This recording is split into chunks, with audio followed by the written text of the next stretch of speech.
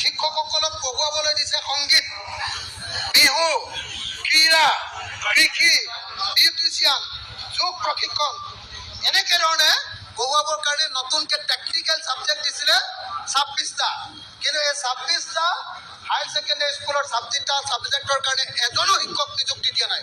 তাৰ ফলস্বৰূপে কি কৰিছে, ৰাজনীতি বিজ্ঞানৰ শিক্ষকে পঢ়ুৱাইছে সংগীত, পলিটিকেল চায়েন্সৰ টিচাৰে পঢ়ুৱাইছে মিউজিক, অসমীয়া শিক্ষকে পঢ়ুৱাইছে ক্ৰীড়া, খেল ধেমালিৰ ওপৰত, অৰ্থনীতি বিভাগৰ শিক্ষকে পঢ়ুৱাইছে কৃষিৰ ওপৰত, ইংৰাজী শিক্ষকে পঢ়ুৱাইছে বিউটিচিয়ানৰ ওপৰত, আৰু বেলেগ বেলেগ ছাবজেক্টৰ শিক্ষকে শিকাইছে য়োগাৰ ওপৰত।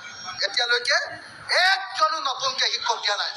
কৰবাত NGOৰ জৰিয়তে 16,000 টকাকে দি কিছুমান এনেকুৱা ধৰণৰ ফিক্সড শিক্ষকক নিযুক্তি দিয়া হৈছিলে, কিন্তু চৰকাৰে পইচা দিব নোৱাৰাৰ কাৰণে, কলেজে পইচা দিব নোৱাৰাৰ কাৰণে সেই শিক্ষকবিলাককো তাৰ পৰা লৈ গুচি গ'ল।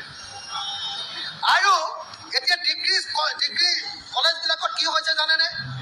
ডিগ্ৰী কলেজবিলাকত আমি দেখিছোঁ NEP 2020ৰ অধীনত 4 বছৰীয়া যি কোৰ্চ, তাৰ কোনো ইনফ্ৰাষ্ট্ৰাকচাৰ নাই, কোনো টিচাৰ নাই। 6 ছেমিষ্টাৰ আৰু 7 ছেমিষ্টাৰত আৰম্ভ কৰাৰ ফলত শিক্ষানুষ্ঠানসমূহত সাংঘাতিক প্ৰত্যাহ্বান হৈছে। 6 ছেমিষ্টাৰ আৰু 7 ছেমিষ্টাৰ আৰম্ভ কৰি দিলে, কিন্তু 6 ছেমিষ্টাৰ আৰু 7 ছেমিষ্টাৰৰ যিবিলাক ক্লাছ, অৰ্থাৎ আগতে 3 বছৰীয়া কোৰ্চ আছিলে, এবাৰ 4 বছৰীয়া কৰিলে। এইবাৰৰ যিবিলাক পাঠ্যক্ৰম, তাৰ কাৰণে এজনো টিচাৰ নিযুক্তি দিয়া নাই, ক্লাছৰুম নাই।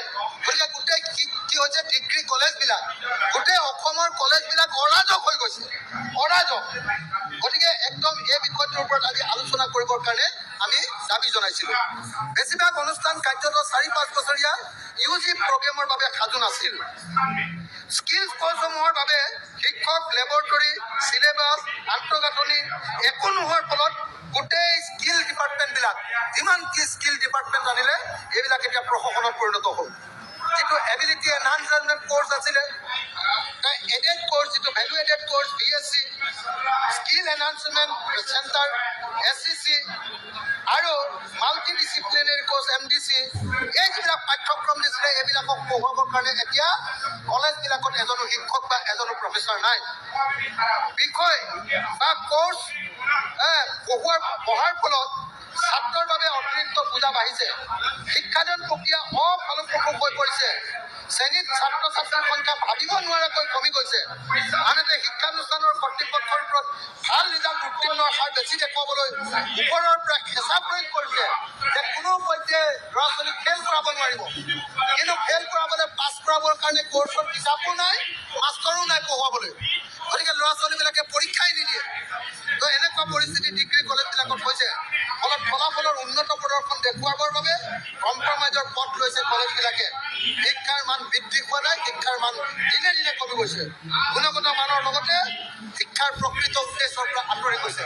সেইকাৰণে আজি আমি এডজৰ্ণমেণ্ট মোচন আনিছিলোঁ, সভাস্থগিত প্ৰস্তাৱ আনি কৈছিলোঁ যে অসমৰ শিক্ষা জগতত বিজেপি চৰকাৰে পুৰা ধ্বংস কৰি পেলালে, আৰু ইয়াৰ ওপৰত আন সকলো কথা বাদ দি অকল শিক্ষাৰ ওপৰত আলোচনা হ'ব লাগে, অসমৰ ছাত্ৰ ছাত্ৰীক বচোৱাবৰ কাৰণে আলোচনা হ'ব লাগে। কিন্তু দুৰ্ভাগ্যবশতঃ আমাক এই আলোচনা কৰিবলৈ নিদিলে, আৰু সেইকাৰণে আমি ইয়াৰ বিৰুদ্ধে প্ৰতিবাদ কৰিলোঁ।